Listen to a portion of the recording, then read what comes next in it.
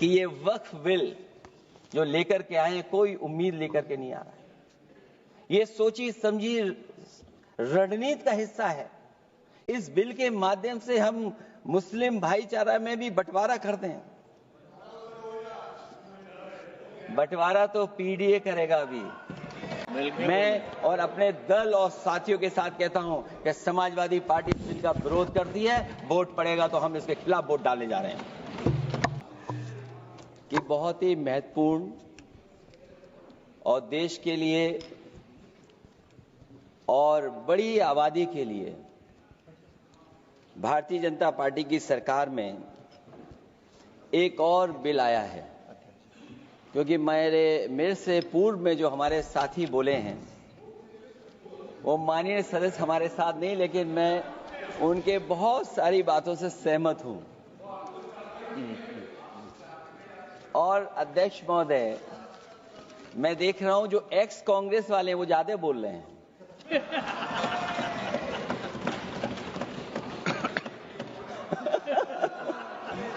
आदरणीय अध्यक्ष महोदय,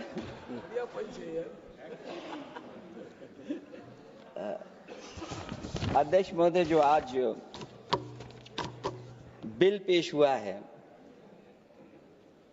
मैं हिंदी और अंग्रेजी को जो कुछ समझ सकता हूं वो यही मैं कह सकता हूं कि माननीय मंत्री जी ने ये कहा कि ये उम्मीद है। ये उम्मीद कैसे बना है, अंग्रेजी में भी मुझे समझ में नहीं आ रहा कि उम्मीद है ये, हिंदी में भी समझ में नहीं आ रहा कि ये उम्मीद है। यूनिफाइड वक्फ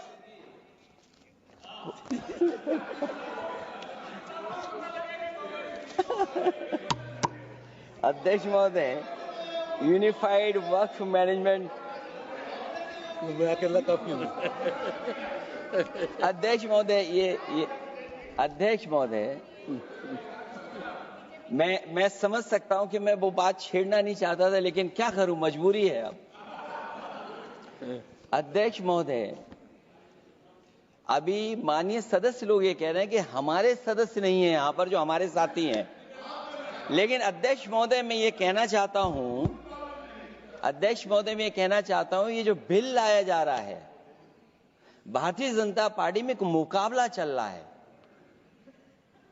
भारतीय जनता पार्टी के अंदर मुकाबला चल रहा है कि खराब हिंदू कौन बड़ा है। और ये बात अध्यक्ष महोदय मैं ऐसे ही नहीं कह रहा हूं। जो पार्टी ये कहती हो कि दुनिया की सबसे बड़ी पार्टी है, अध्यक्ष महोदय वो अपना राष्ट्रीय अध्यक्ष नहीं चुन पाए अभी तक। अध्यक्ष महोदय, भारतीय जनता पार्टी क्या है?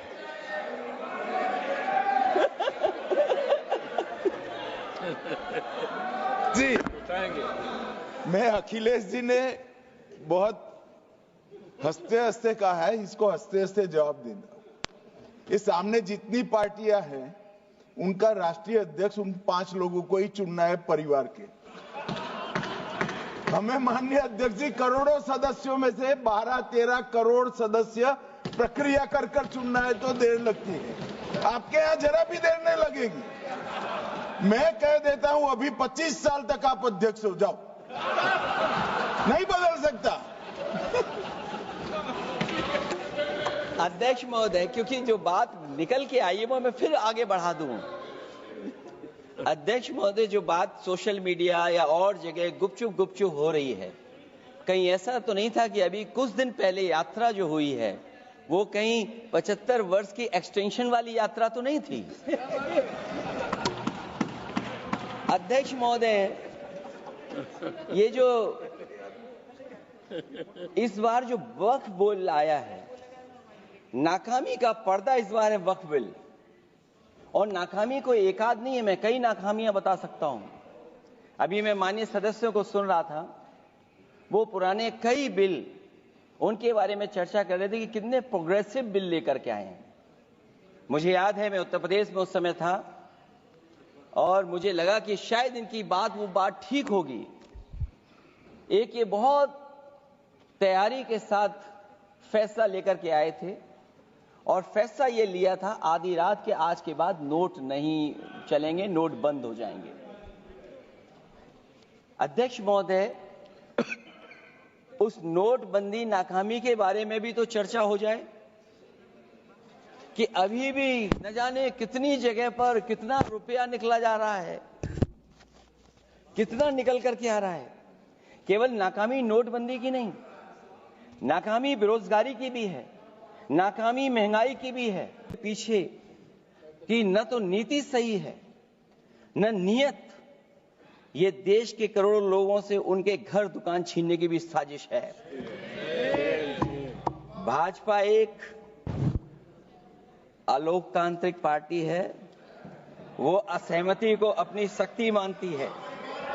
जब देश के अधिकांश राजनीतिक दल वक्फ बिल के खिलाफ हैं, तो उसे लाने की जरूरत क्या है जो जिद क्यों कर रहे हैं सरकार।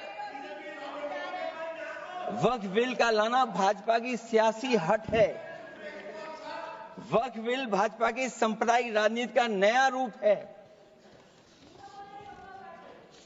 वो तो आपको काटेगा, और इसलिए काटेगा कि अध्यक्ष महोदय बाहर ये लिखते हैं सत्यमेव जयते, बाहर है लिखते सत्यमेव जयते, भाजपा अंदर असत्य बात कहते। भाजपा वक्फ बिल लाकर अपने उन समर्थकों का तुष्टीकरण करना चाहती है जो भाजपा की आर्थिक नीति, महंगाई, बेरोजगारी, बेकारी और चौपट अर्थव्यवस्था से उसे छटक गए हैं।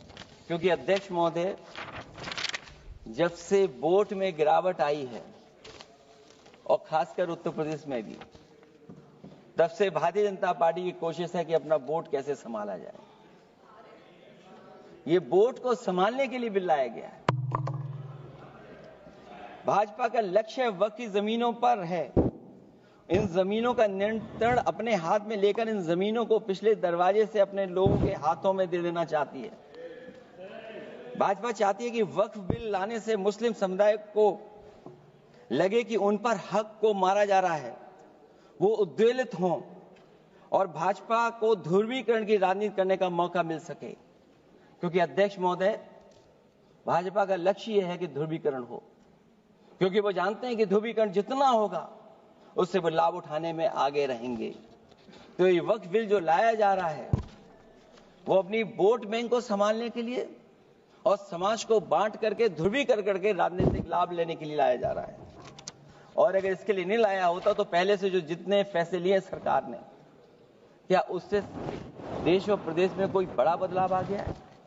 अगर स्मार्ट सिटी का बात करें तो कितनी स्मार्ट सिटी बन गई है आपकी? आपके नोटबंदी की वजह से न जाने कितना रुपया कहां निकल रहा है। और डर तो ये लगता है कहीं भाजपा वाले दूसरों के पैसा रख करके न पकड़वा दें।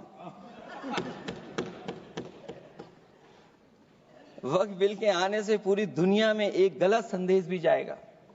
इससे देश की सेकुलर इमेज को बहुत धक्का लगेगा।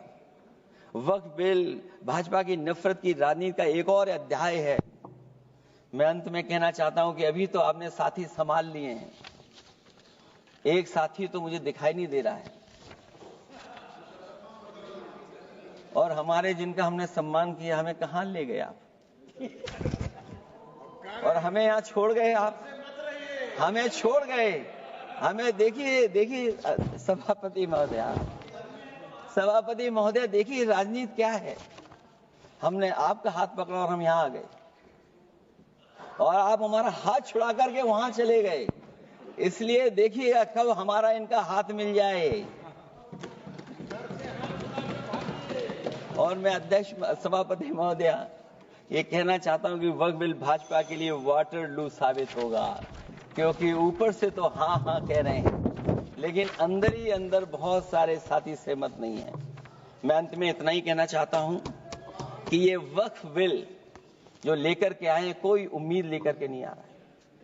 ये सोची समझी रणनीति का हिस्सा है, क्योंकि इनका जो बोर्ड बिखर गया है, ये मुस्लिम में भी बंटवारा चाहते हैं। मुस्लिम इस्लाम धर्म में कहीं बंटवारा नजर नहीं आता है, लेकिन इनकी कोशिश है कि इस बिल के माध्यम से हम मुस्लिम भाईचारा में भी बंटवारा करते हैं। बंटवारा तो पीडीए करेगा। अभी देखिएगा। सभापति महोदया, हमारे एक सदस्य कह रहे थे कि चुनाव बहुत अच्छा होता है। इनसे बेहतर किसने चुनाव देखा होगा? चलिए धन्यवाद। वोट ही नहीं डालने दिया। चलिए सभापति महोदया, मैं धन्यवाद देता हूं। मैं और अपने दल और साथियों के साथ कहता हूं कि समाजवादी पार्टी बिल का विरोध करती है। वोट पड़ेगा तो हम इसके खिलाफ वोट डालने जा रहे हैं।